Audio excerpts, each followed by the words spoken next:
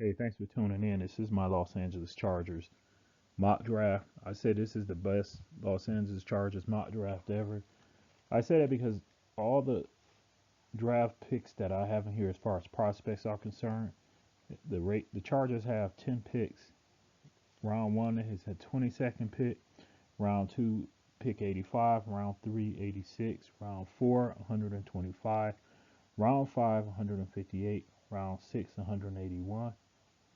Another pick in round six. Actually, they have three picks in round six. 199. Round six, they have pick 209. Round six, they have pick 214. And in round seven, they have 256 picks. The biggest needs that I've seen people saying for the Los Angeles Chargers is wide receiver, tight end, defensive tackle, and I pick quarterback personally myself. There's a couple options out there in the quarterback position that I think will be great acquisitions for the Los Angeles Chargers. So sit back, relax. I appreciate you checking this out here.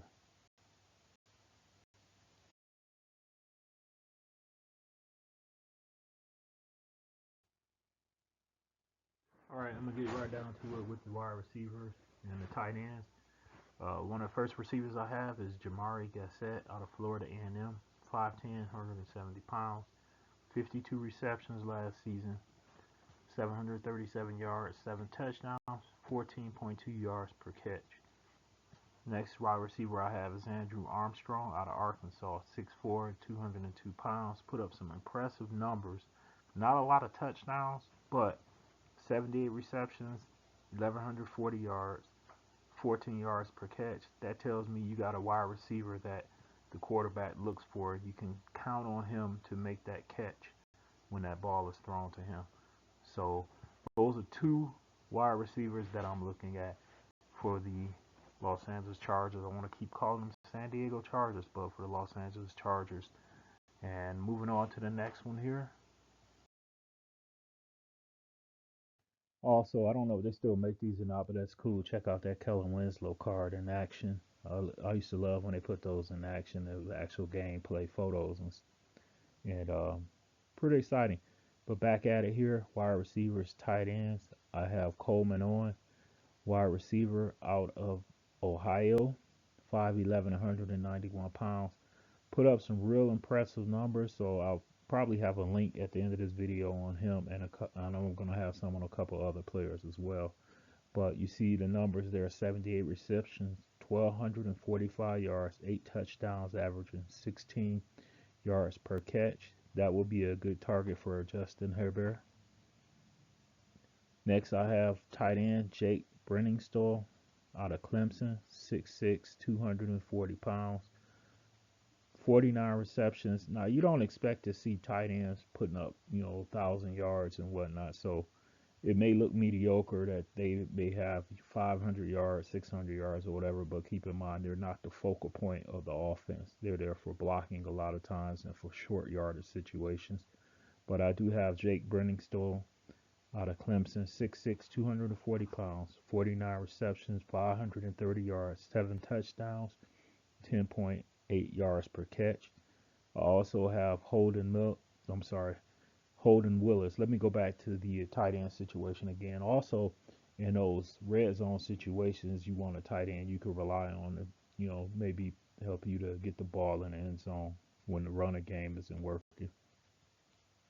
Next is Holden Willis, tight end out of Middle Tennessee State, 6'4", 212 pounds, 53 receptions.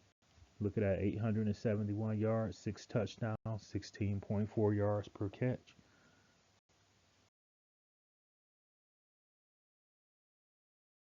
All right, next up on the list is going to be a couple of defensive players as we switch over to the defensive tackle position.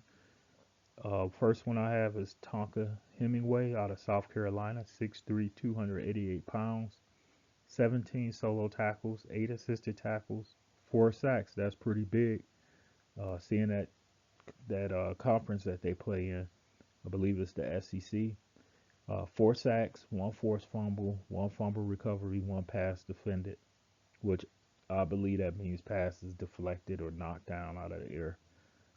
Next up is Walter Nolan, Ole Miss, 6'3", 205 pounds, 26 solo tackles, 22 assisted tackles, 6.5 sacks, 2 passes deflected. This guy gets after it, so that will be an excellent pickup for them to get that defense a little formidable.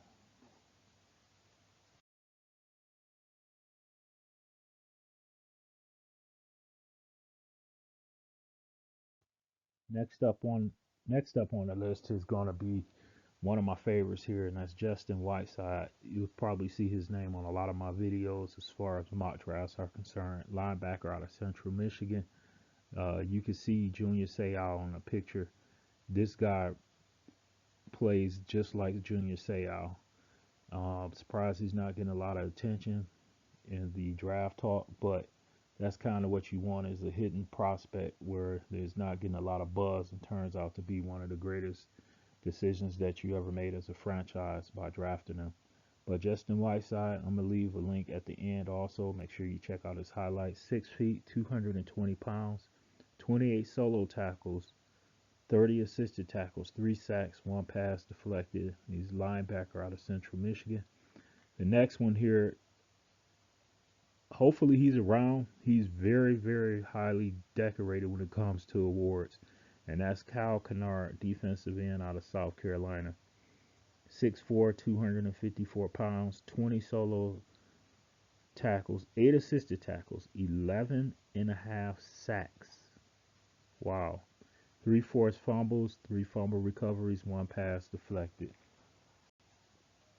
I'm sure you're going to check out his highlights at the end of this video. I'm going to make sure I put them there for you to see.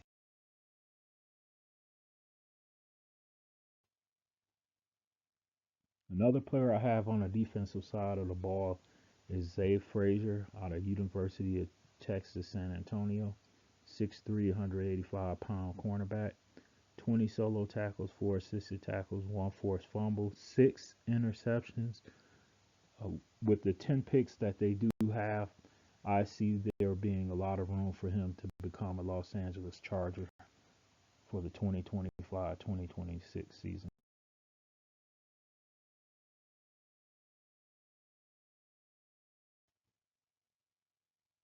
See a picture of one of the greats there for the San Diego Chargers. That's a quarterback position. Here, there are a couple players I'm looking at. Justin Herbert, I mean, he went down with an injury, I want to say a couple seasons ago, so you always want to have a quality backup. And I think these guys will step in and actually keep the flow going, so to speak, so they don't miss a beat. They're already in a stacked division with a lot of great quarterbacks, and depending on what the Raiders do as far as the draft is concerned, you might wind up adding one more. So you're going to have a Bo Nix to deal with. You're going to possibly have a Shadur Sanders to deal with at the quarterback position. You already got Patrick Mahomes to deal with at the quarterback position. Um, that's why I was really highly speaking about those defensive tackles and defensive ends and linebackers. But you got Justin Herbert, and hey, you got to ask somebody that caliber to keep up with the wild, wild west, so to speak. So these are my two guys I'm looking at. Connor Bazelett out of Bowling Green, 6'3", 225 pounds, 269 completions out of 492 attempts, 3,044 yards, 18 touchdowns against 5 interceptions. Most definitely worth taking a look at. Also, Jordan McLeod out of Texas State University, 6 feet, 200 pounds. Completed 273 passes out of 390 attempts for 3,227 yards, 30 touchdowns versus 13 interceptions.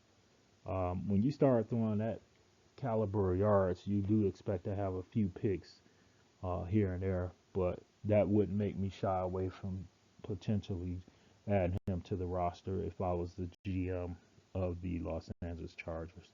By the way, thanks for watching this. I appreciate it.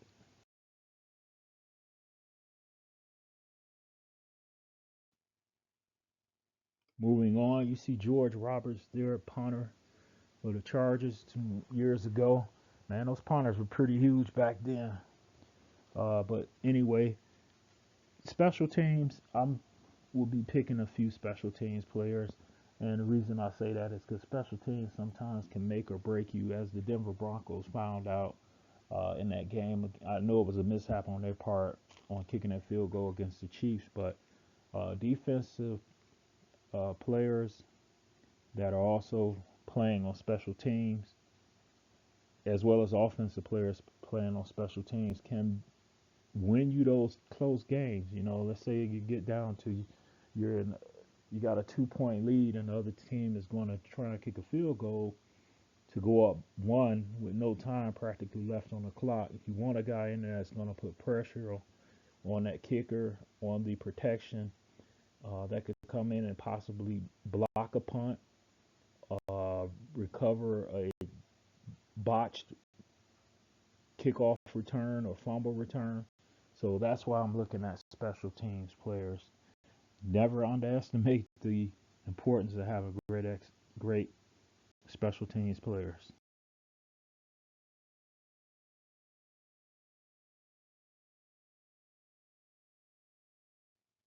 So I did a little research on some players out there that I think would fit as far as special teams are concerned.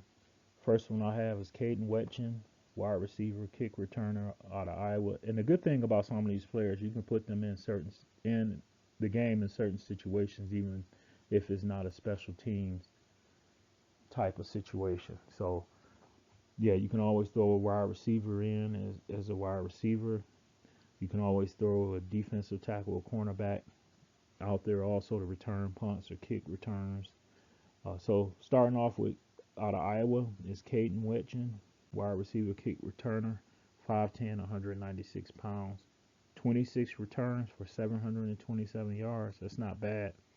Uh, Average 28 yards per return.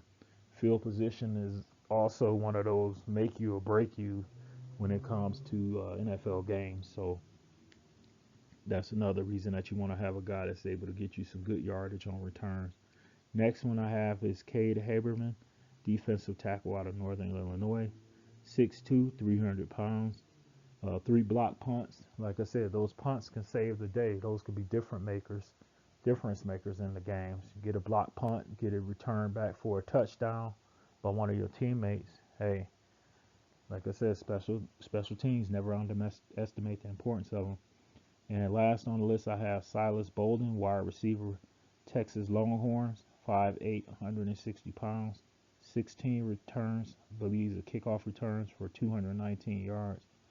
Um, yeah, so that's my uh, mock draft. Like I said, this is really a great one. This is one of the only ones that I've seen where all the possibilities laid there for them to get the players they want in the order they want in the draft. So on this next clip right here, I'm going to go and number them as far as who I would take first and go down the line. Actually, I'll start from the bottom and work my way up.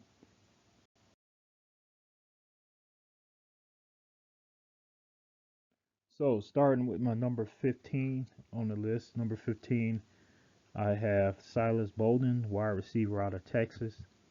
That was a special teams player. And number 14, I have Jordan McLeod, quarterback, Texas State. Number 13, I have Holden Willis, tight end out of Middle Tennessee State. Number 14, I'm sorry, I did number 14, I apologize. Number 12, I have Cade Haberman, defensive tackle on special teams out of Northern Illinois. Number 11, I have Caden Wetchin, wide receiver, kick returner out of Iowa. Now the 10, getting down to the 10, like I said, this is all possible that this could happen this way. These players should be available. Uh, One of the picks will be at 10 on my list will be Zay Frazier, cornerback out of University of Texas San Antonio. Number 9 will be Jamari Gossett, wide receiver, Florida A&M. Number 8 will be Connor Bazelak, quarterback out of Bowling Green. Number 7 would be Tonka Hemingway, defensive tackle out of South Carolina. Number 6 is going to be Jake Brenningstole, tight end out of Clemson. Number 5, getting into the top 5 now. Number 5 will be Coleman Owen, wide receiver out of Ohio. Number 4 will be Andrew Armstrong, wide receiver out of Arkansas. I feel that this is a player that they may want to trade up for and get if possible. Number 3, Justin Whiteside, linebacker out of Central Michigan. Number 2 is going to be Walter Nolan, defensive tackle out of Ole Miss.